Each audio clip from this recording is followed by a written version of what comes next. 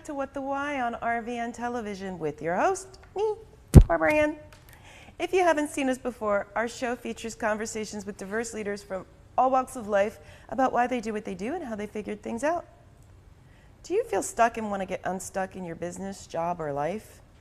Are you sick and tired of feeling sick and tired? Well, all of our guests can empathize. At some point, they felt similarly and decided to do something about it. Today is no exception. Please welcome to the show Malcolm Evans, the corporate detox coach, via Zoom from just outside of Atlanta, Georgia. Malcolm specializes in helping key individuals and teams manage change, skill up, develop adaptability, and build resilience.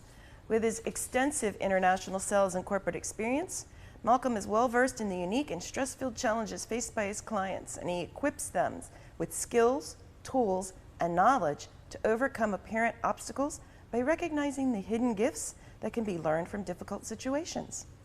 Malcolm says his values lie in helping his clients overcome toxic, self-limiting beliefs, thus unlocking their potential for personal and professional growth. So if you or your team is seeking to avoid burnout and stress, he is the authority to consult. His motto, "If it is difficult, you're doing it wrong," encapsulates his no-nonsense approach to success. Malcolm's experience includes degrees and certifications in business management, marketing, commerce, coaching, positive intelligence, leadership development, and project management, and more. Suffice to say, we're really excited to talk to him, especially since positive intelligence is something that Malcolm and I have in common. So without further ado, please join me in welcoming Malcolm Evans, the corporate detox coach, to our show. So round of applause. Yay, welcome. Well, hello again, Barbara Ann. How are you? Hi. So for our viewers, and as you know, you've done a lot of incredible things, and obviously your accent is not what we would call native Southern Georgia. So, Malcolm, what did you want to be when you were growing up? Oh, I always wanted to be a veterinarian surgeon, look after animals and whatever. But I went off the rails a little bit with education earlier in life, and I discovered things like playing rugby and girls. I came back, later in life, but I had a bit of a educational holiday when I was younger. But yeah, I always wanted to be a vet. I had horses, grew up around them. Family had a farm, and that was it. So just didn't get there. Which is awesome. Hey, you got to appreciate, I don't trust people that don't like animals. So, I knew there was a reason why I liked you so much. So how did you get from wanting to be a vet to being the corporate detox coach? And I always believe in a conversational gambit. And you're right, I am not originally from the South, but I am from the South. It's just a different one. I'm from Wales in the UK. And I suppose I had two heroes growing up. One was my dad, and one was John Wayne. And they both instilled this sort of sense of you can achieve, you can do what you want, but don't force yourself into a box. Be natural. And I always remember this, and I don't even know whether anyone ever said it really. Go west, young man. When I spread my wings, apparently not very good at geography. I ended up going south. I went to Africa, and went there for a couple of years and liked the animals and the lifestyle, and traveled around for business and so on, and just ended up with a family. And when the time was right, we went back to the UK about 15 years later for schooling and seeing elderly parents, and that was one of the things that prompted me into where I am now. Wow. So tell us about the corporate detox. As someone who's formerly a corporate employee, also now entrepreneur with lots of stops in nonprofit and government along the way, how do you help people detox from the corporate world? Well, this is I came out of engineering. I did an electronic apprenticeship in British industry, and if one thing that you need in British industry is a thick skin and resilience. And if you show any weakness, they will pick on you. Okay. So I'm a blue collar boy. Have a lot of very affluent friends and wherever, but I think I can transcend through my experiences of moving out of engineering, moving into sales, then into marketing, then into marketing management, and then in sales management on a national level, and then international, and then global. And I'm not sure whether I said I've been moved across the Atlantic 3 times by 3 separate companies, and I've walked away 3 times. Wow. And it's always been for toxicity. Whether it's in the culture in the organization, or whether it's the absolute willingness to invest in the best assets that a company has, and that's the people.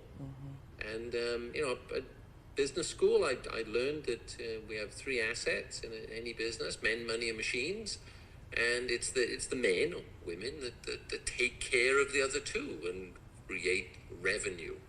And anyone that's been in sales knows that sales cures all. But it has to have, but for things to flow naturally, to become, as I say, if it's difficult, we're doing it wrong. It should be an ease and flow to anything that you're doing, and there should be fun in it as well. And so what I do is I get people to take a step back a little bit and consider, what are the inhibitors to their success? And often it drills down into some kind of toxic thinking, something that needs a detox. And also I'm very much into the world of wellness, because I want to stay vibrant. So hopefully that's an answer. It's absolutely an answer, because what I heard you say is you're all about health, mind, body, and spirit. Yep, that's it. And I believe it. Again, I always tell people, look, I'm a man. I'm lazy. I'm naturally, I'll find the quickest path between 2 points, and for me, things are always running in 3s. And if we look at consider the triangle, it's the strongest shape that we have, an equilateral triangle. And I believe that mind, body, and relationships all need to be pretty much balanced, because if one is struggling, it'll put pressure on the other areas. If somebody's not earning money, they won't eat well. They don't eat well, they won't look well. Their relationships will decay, and they won't get hired, and it goes on like that. So it's putting the balance into that triangle. And as you know, as a coach, usually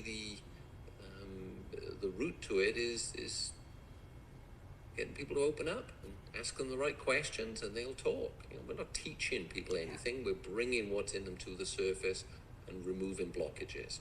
Again, coming back to some of the toxins. Exactly. And it's interesting, because there's a lot of people out there now that call themselves coaches, but they tell people what to do. That's not coaching. As you just explained, really, we ask a lot of open-ended questions. And you mentioned ease and flow, so I'm going to throw out another word from that same coaching modality. We use non-judgment and blameless discernment to help them become honest with themselves about what's holding them back. So how did you find... The Go ahead. world of coaching, I was introduced to it at quite an early age. It's over the years, it's become sort of like leadership has evolved into what is called coaching now. But at an early age, at maybe 20 years of age, I was playing quite a high level of rugby, or one of the biggest and best known clubs in the world. And I got pulled over by the coach, and in front of pretty much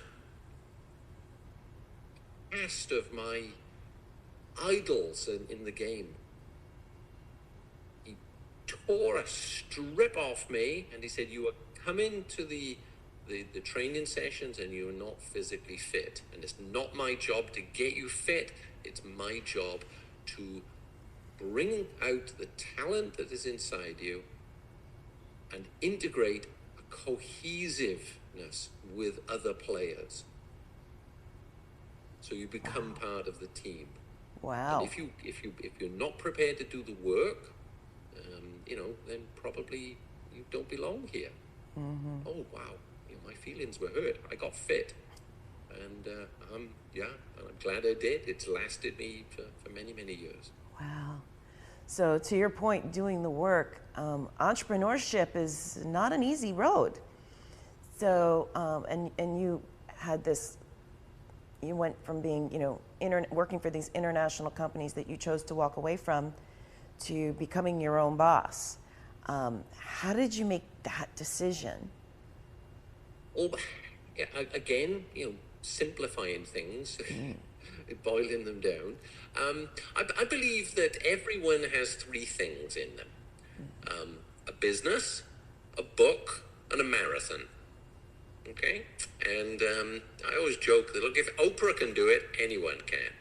And I'm a little bit obsessive in some areas, and I ended up as a serial business starter, a serial book writer, a serial marathon runner, and in one of the books that I wrote, and one interview I did, a series I had some years ago, where I would interview authors and talk about their books, I drew a comparison between running a marathon and starting a business, and how the psychological barriers, once you break through them, you get into the ease and flow. And I kept hitting the wall at a half marathon, 2 miles from the finish line. I'd end up walking. Yeah. And that happened 5, 6, 7 times. I just couldn't break out of it. And then someone said, "Hey, why don't we run a longer race?" And I blew through the half marathon. I said, "What happened there?" And I realized then I was the barrier. It was my belief. I was changing my approach as I was running, as I was getting closer to the goal. And there's so many parallels in business that it comes down to what's in us. And there's such a thing as micro quitting. I learned over the years, where the little voices in our head know that we know this, that, hey, no, you can't do that, you can't do that, don't bother trying it, it'll you'll hurt your feelings again, you'll look less than you want to. So people just back away from it, and they again, that's another form of toxicity. So we gradually get those things out. Wow. Well, believe it or not, it's already time for our mid-show commercial break for our advertisers and sponsors. So when we come back, you hinted on what is my next question, because I want to talk about those powerful three. So audience, please come back for more with our guest, Malcolm Evans, on What the Why with Barbara Ann on RVN Television. Hello, friends. My name is Malcolm Evans, and welcome to what can be a truly transformative journey towards unlocking your full potential. As a personal performance coach, I serve individuals and teams, and I bring a wealth of diverse experiences. Having lived in a few countries and transitioned through more than a few careers in companies large and small, either as an employee or even as a business owner, I assure you, I fully understand the challenge and the complexities of stress and its impact. And drawing from my life's experiences, I am here to support you in conquering both your personal and business goals with greater ease. I'll help you to identify the stress triggers you have to contend with each day and equip you with effective tools and strategies to navigate any of life's challenges and easily manage occasional or even chronic stresses in your day-to-day activities.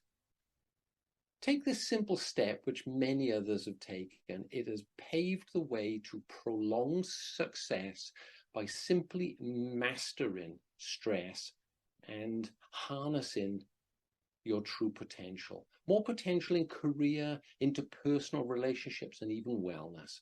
So, if you want more in life, I invite you to join me just for a short conversation and learn about embracing a new life experience, one that's a life filled with resilience, achievement, a sense of calm, and even a long-lasting well-being.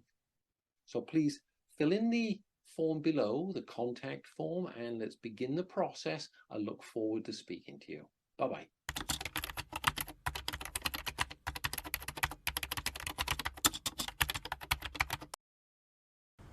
All right, welcome back to What the Why with Barbara Ann and today's special guest, Malcolm Evans. And right before we came back, you got to see a video of Malcolm and some of the work that he does. And if you could just elaborate a little bit more in terms of, you know, how people are able to open up using the tools and approach that you use. Well, that's great, and thanks so very much for this opportunity to be able to share. And you know,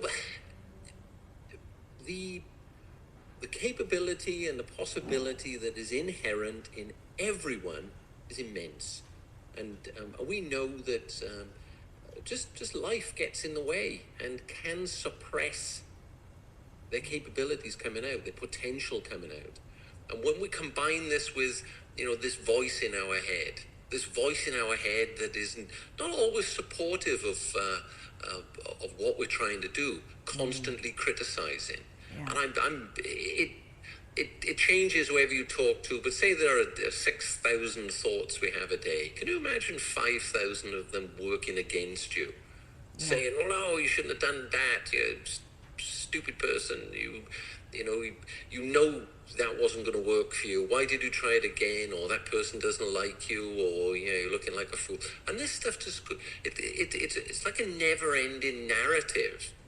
So once we tune into some of those things, and within 15 or 20 minutes, the penny is starting to drop. Oh wow, I hadn't really appreciated that was what could be the cause of my, harsh thinking upon myself. Mm-hmm. So this isn't anything to do with mental health. This is all about positivity, mental fitness, mm-hmm. resilience.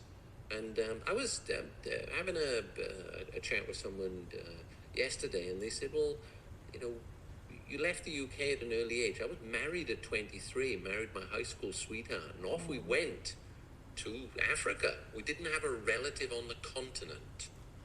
And that was a challenge when we needed babysitters and so on coming along. Yeah. So it was adaptability, and out of that we grew resilience, we grew creativity, and the ability to assess options and really not stress about the things. We're going to do something and we're going to see what happens. If it works in our favor, we'll do it again.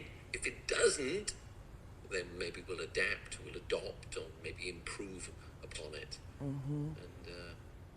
And that 3-letter or 3-word sort of phrase there was something I learned in a service organization that I used to belong to. It's like a junior version of Rotary.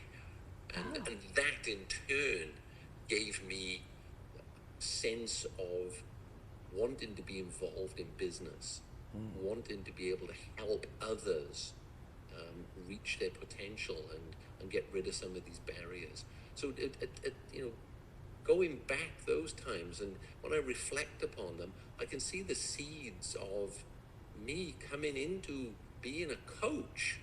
Those seeds were being planted and they were starting to germinate a long time ago. And then those seeds sprouted. What's one turned into cabbages and all kinds of things. What's one thing you wish you had known, or other things that you wish you had known before the seeds sprouted? That I could do this, and it was okay.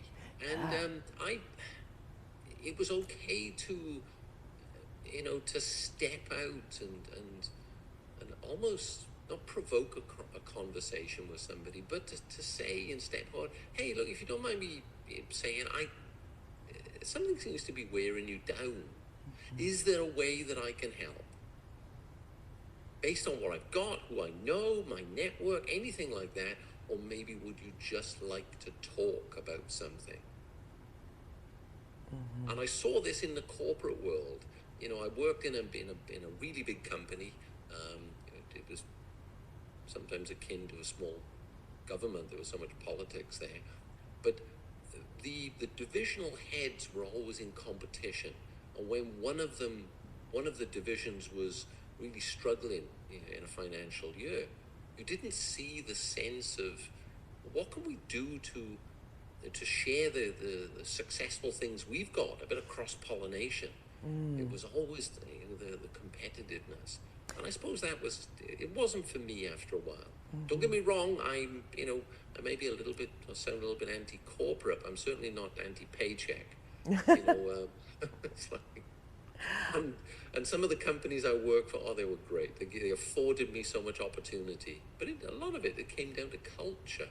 And things, the only constant we have is change. And with pressures over the years, culture can suffer sometimes. So in terms of growing your business forward, I mean, so much of your message resonates, in terms of possibilities versus competition and fixed mindset. You mentioned earlier about how you realized that you were the one standing in your way in terms of the marathon. Can you give me an example of how you've worked with, recognizing you have to maintain confidentiality, how you help your clients get out of their own way? Well, and that's a great question. People often ask me because they want examples. Well, but probably one of the most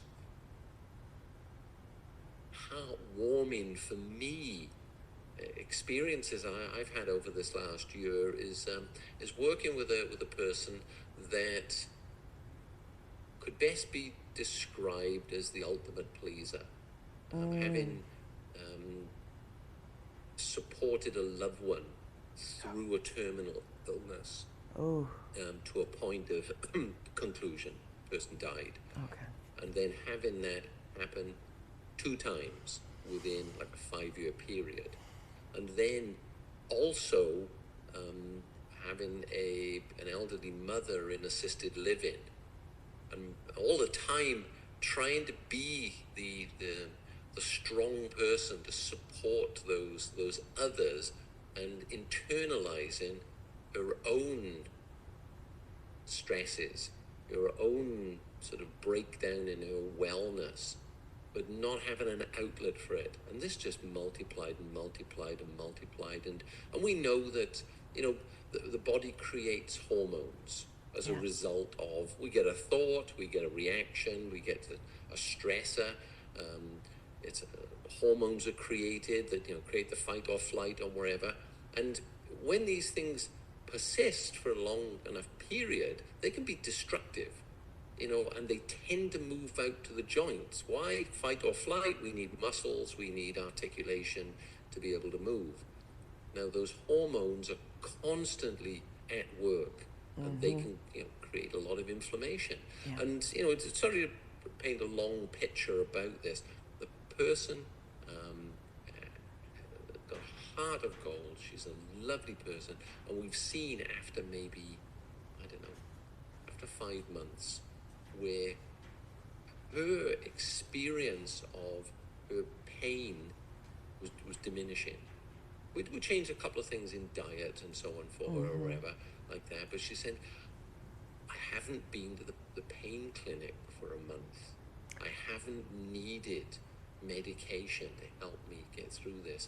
My mind is now at more peace, and I feel relaxed, and now I've got the tools to work with. And when somebody breaks down, starts sobbing, it's difficult for me not to catch up with them. Yeah. So that was without naming names and so on, and Sure. examples like that. And then when I start working with people in the corporate world, wow, it's adaptive behavior. They're constantly under stress, Yes. scared to pop their head up and really be the person.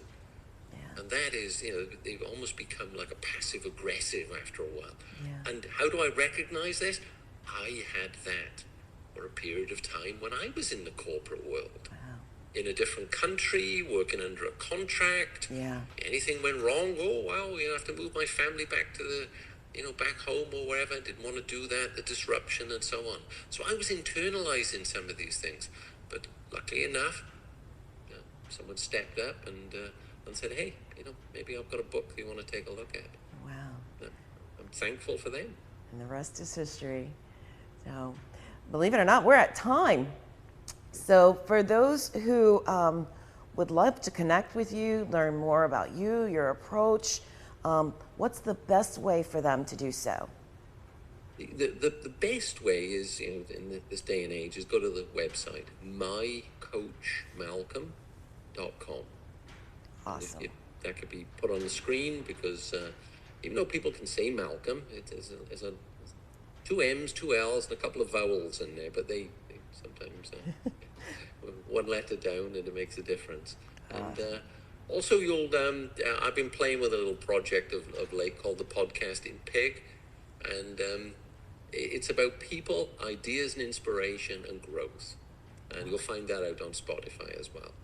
And everybody's got creativity in them. We just got to get it out, get out of our own way and just play with this. And I've been writing kiddies books lately as well, but that's another story. All right. Well, maybe we'll have to have you back and talk about that. So thank you again for sharing your fascinating journey around the world to become the detox coach. Yeah, it wasn't in 80 days, but and it's not over. It's just gonna start again. We're empty nesters, and I must say, a deep thanks, Barbara Ann, for this. I've thoroughly enjoyed it. I wish you a happy holiday and festive season going ahead for you, and being safe with your loved ones. Thank you. You too.